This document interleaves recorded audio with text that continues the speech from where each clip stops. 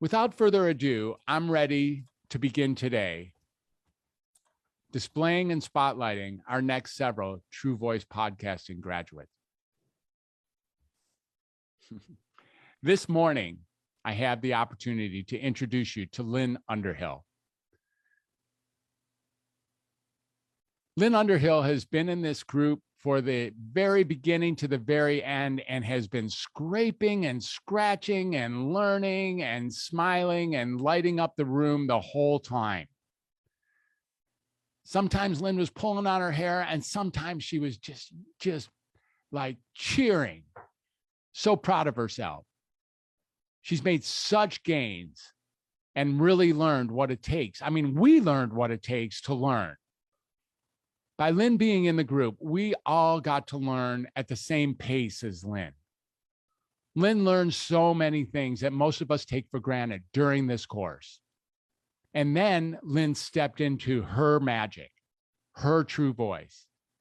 It is just an honor and pleasure to introduce you to podcaster Lynn Underhil. Lynn, welcome. Thanks for being here this morning. It's really, really beautiful to be with you. Thank you, Dr. Fred. It's an extraordinary privilege to be here with you. Thank you. Thank you. I understand that you have a clip you want to play. Is that right? We're going to play a clip to start this. I want to play the first 4 minutes or so of the podcast I did on being enough with one of my friends, Darla Edmonds. Okay, so before we get started, let's tell the listeners what is the name of your podcast? So the name of my podcast is Echoes of Love, Return to Source. And where I'm standing is when I look out in the world, it seems like love is missing. And if I look, for instance, at the number of species that are disappearing on the planet, or the deterioration of beautiful environments on the earth. But one of the things that is sort of most upsetting is the ability for one human being to have a discussion with another. We seem to have gotten so divisive that there is a lot of talking, but very little listening going on. Mm-hmm. So Echoes of Love, in my experience, when love is present, then much else disappears. The other thing that's just really key for me is this whole concept of being an earthling. And I have a promise in the world that all of life is connected through love. And I really stand that if we all related to ourselves as earthlings, rather than I'm a white Anglo-Saxon woman, there would be a whole different life available for all of us. Mm-hmm. So my real intention is to presence us to our earthlingness. And I believe that love is the medium which allows us to achieve that consciousness. So Awesome. Well said. Beautifully well said. Thanks for starting us out with the morning with that. Really, that just expansive notion of what it would be like if we weren't just like white Anglo-Saxon whatevers, and we were all acknowledging ourselves simply as humans. Yeah. Or earthlings. Earthlings even. Hey, earthlings even greater. That's right. Even greater than humans. And sorry. Yes, absolutely. Yeah. All right, Katie, let's cue up this clip and see what Lynn put together.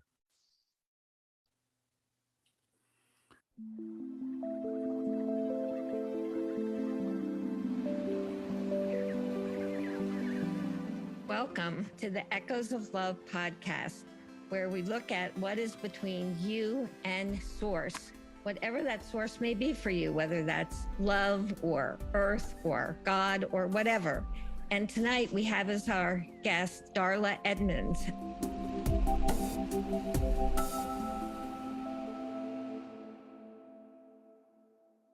Darla, I'm going to let you say a few words about yourself to introduce people to who you are. Who am I?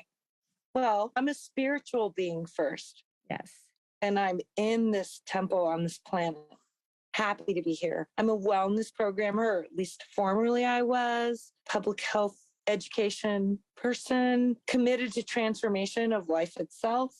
I was a program leader with Landmark Education for 10 years. And gosh, it's been a long time since I introduced myself as like, who am I? It's interesting what came out, right? It's like, really, I'm a human. I'm committed to transformation of myself and others. I'm committed to expanding what's possible. I'm retired, my husband's retired, and I have the privilege of dancing in some of these conversations differently than I have before, right? So we both stopped working in 2012. And professionally, we volunteer our time. We do a lot of work for charitable organizations. And I'm just glad to be here. So thank you for inviting me. Yes. And one of the things I say, you are this beautiful, beautiful spirit and a very, very dear friend for many years. And I love that you have chosen a path that takes you all over the earth and keeps you close to the earth, as well as a path which expands your heart. And one of the reasons that I invited you to be on this program was because we started a conversation around what it is to be enough, to have enough. And I thought, well, what a beautiful conversation to kind of look at inside of coming back to love or coming back to source. And that maybe you would share a little bit of your experience of coming to be enough. That's so awesome, right? Because it sort of naturally flows from me introducing myself, right? So I'm 58 years old. I'll be 59 in December. And my husband and I don't know if I said we've been retired. Both of us stopped working in 2012. So that's 9 years ago now. That ability to focus on what will make a difference for people, what transforms spirit and life, and presence is love, which is the thing that I believe it's all about. You have to have an idea of what's going to be enough, like what's necessary and sufficient for you to sustain your being and even your desire. By declaration, these things are present. And then now I can reach out and experience or give back or transform myself really only in order to continue to give back at I don't like to say elevated because I don't think it's a better or worse, but like from a different level that will make more of a difference. Just sort of expansion.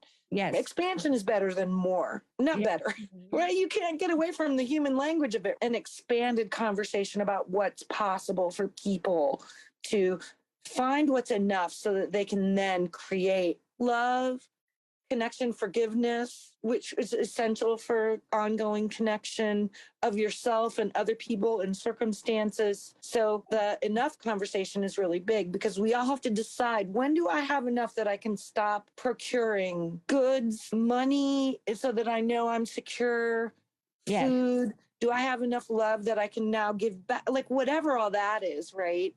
And it's a declaration. It's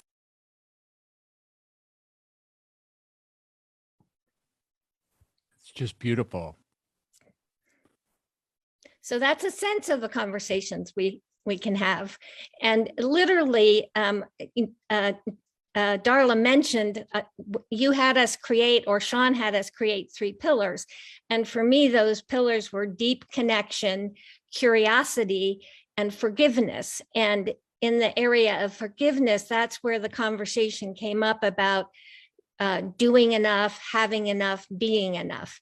And literally, I probably could do a whole series of programs just on being enough, right? You could. So what is it? Why don't you walk us through a little bit of what I've already referenced, and then we'll get into this idea of being enough. When you just got started with the course, on our first conversation, long before you knew yourself as a podcaster, describe for us, like, what was there for you? What did you know was there, and why was the course? Why did the course seem interesting for you to step into? Well, there were a couple of things.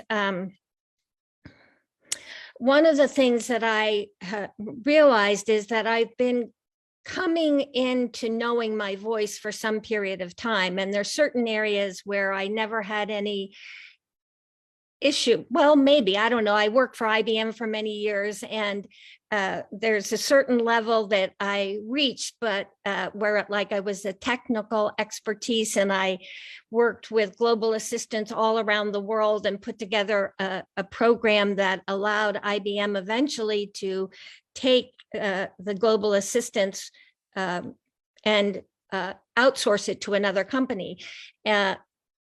However, there was always like a limit, a ceiling that that I didn't quite jump past.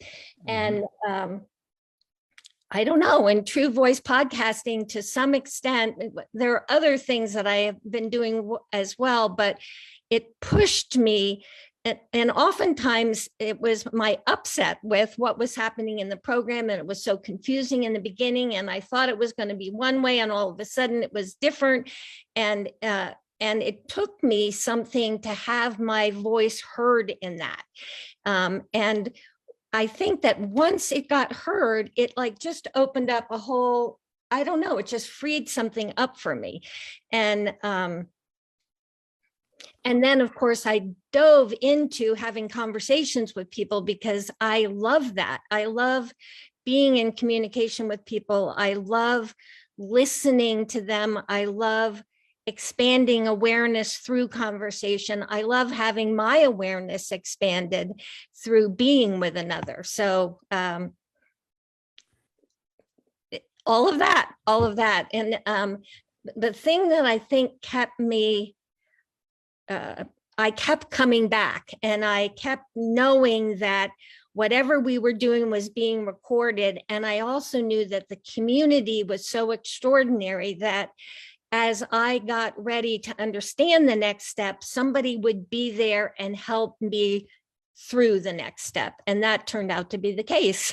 It really is. Yeah. You know, Lynn, so much of the course got developed, as needed, right? So much of the course got developed for what was then called for. And this idea that Sean likes to use, say who and rather than how, or ask who rather than how, and having the community step in around you when you're ready for them, or like they're already there when you need them, is an extraordinary piece of what this True Voice podcasting, how the team grew and developed, with each other. Now, you then became a source. I don't know if you know that, and I think you know that over the last several weeks, for sure, you were a source for a lot of growth and development in the creation of podcasts. What's here for you now? Are you feeling a set of, it sounds like a sense of confidence that you could take Echoes of Love and make a whole series of episodes on Good Enough, you just said, like you could do that. This is not someone who's hesitating. This is someone who's ready to roll into podcasting. Say more about that. Well, not only in the level of being enough, but the other place that is most really exciting to me is deep connection. And one of the places that I believe that we have lost this deep connection is the deep connection with the planet itself. So in the process of really looking at deep connection, one of the areas, like I've been reading this book called Lost Connection by Jonathan Hari. And one of the areas he talks about where we lose connection is with nature. And nature has always been, for me, a source of spiritual connection. As a young child, my mother had polio, and there was a period of time where life was really rough for me. And what I would do was take my dog and head to the woods. And I would spend hours with my dog in the woods. And I developed this deep love of nature and a very deep love of animals. And I often feel like animals come to me and talk to me, or even stones do. They'll say, use me in a piece of art, right? And so I don't know, I'm very interested in the deep connection and really the other thing I'm learning is just put your feet on the earth. Just go stand barefoot on the earth and let the earth heal you. So I'm very interested in this new conversation of earthing and how do we reconnect with nature, and the value that nature brings us. So that's another area for me that is really, and then of course, I love being curious and keeping your mind open. I am a custodian at Landmark Education, and it's all about inquiry. What is it to stay in inquiry? And the possibility of inquiry as an access to transformation. So I work with people on how do you have beginner's mind? How do you allow yourself to not know who you are, allow yourself to not know who that person across the table is, and discover them newly. So I'm excited about sharing any and all of it with people. So it's great. And it sounds like it's not, you say with people, but, sort of like how you expanded me out when I said, human and you said earthling. One of the things I wonder about earthling is I assume that animals are earthlings too, and even stones. Yes. Stones are earthlings too. Yes. Yes. And plants, cactus are earthlings, and crows and beetles. Now, I actually do relate to beetles. There is a beetle here in Arizona that when Maya and I are on a trail, we'll notice that this beetle has gotten himself upside down. And whenever we can, I will try to help the beetle turn the other way. But I relate to the coyote that tracks us when we hike more than I relate to the beetle, I think. But I don't know. I love them all. It really comes through. Go ahead, please. Well, and I also relate to crows. I'm absolutely fascinated with crows. And now they say that crows are the one animal that has a sense of the space of nothing, and that a crow will recognize your face. And if a crow gets to know you, they'll always recognize your face. So, and I do have a crow that'll sometimes look me right in the eye, and I take that as, okay, Lynn, it's time to give it up and get out in the world and deliver your message. So anyway. Lynn, you're so delightful. There is, and I can't figure of a better word than delightful. Remind me what your relationship is. You mentioned stones, stones telling you to use it for art. You have a relationship with stones that goes a little bit beyond the average person, right? Is that some other, you have stone gardens or things that have meant something to you? I have what I call a soul garden. And a soul garden for me is when two or more earthlings come together. So if I have a coaching arrangement with you, like if I coach you, then you and I compose a soul garden, and that soul garden expands and as we work together. But I also use pieces of nature to create soul gardens. And, like this is a piece of cactus that I picked up on one of my friends' lawns here in Arizona. And then I turned it into a wand, and it has, stones in it. I don't know if you can see the stones in it, yeah. The turkey feather, and I make walking sticks. And then I also use stones, and I put one of them over here on this table that you can, I don't know if you can sort of see this. Let's see, how do I get that? There you go. Oh, that was good. You had it there for a moment. See where? Maybe bend. There you go. Just like that. That's beautiful. Oh, yes. Yeah. And so this one I call Phoenix Rising. And there's a beautiful black stone underneath it, and then a crystalline stone on top, and then a feather that someone else put together. Like I didn't make that feather, but I don't know what it is. I've always picked up pieces of earth when I hike, and I pick up stones. I think most people, when they're out in the earth, they pick up stones and hold them, and stones carry energy, and that energy transfers to you and supports you in different ways in your life. So, Lynn, it is a delight. It's a delight to speak with you. It's a delight to have you shine your world onto us and remind us about this really exciting, like miraculous world, this miraculous universe that we live in, and I know for myself, I tend to start looking down, or maybe start looking in my head, or, I get all focused down on something and can miss the broader nature of nature. I can, like disallow myself to see what this thing is called the universe that I'm walking through. And you just bring it forth so, with such beautiful articulation, so creatively, so artistically, so matter-of-factly.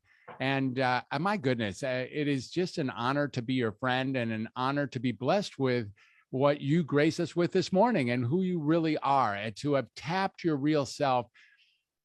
There are children that aren't as animated as you are about the world. And for, you got to be what, you're in your 75. 40s. I just turned. That's what I'm saying. And here you are, just bringing it at full speed. And it's just an inspiration for all of us, Lynn. It really is. It's such a pleasure to speak with you and to have you share with us. What does the future of Echoes of Love look like? Well, it's in the process of being,